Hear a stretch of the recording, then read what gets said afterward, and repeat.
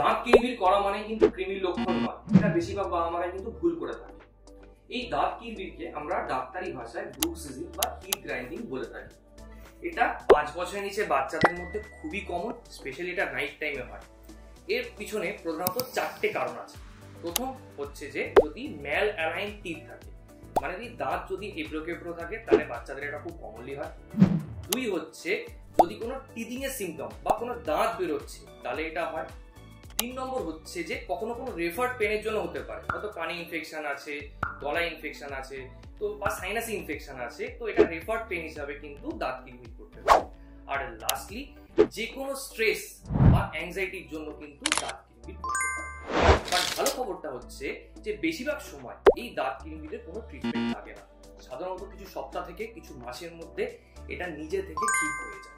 তবে বাচ্চা কষ্ট পাচ্ছে, মাড়িতে ব্যথা হচ্ছে বা অনেক দিন ধরে আছে, ধরুন 6 মাস বা 1 বছরের বেশি আছে, তাহলে অবশ্যই আপনি বাচ্চা ডাক্তারকে দেখাবেন। আশা করি এই ভিডিওটা হেল্পফুল হলো। নমস্কার।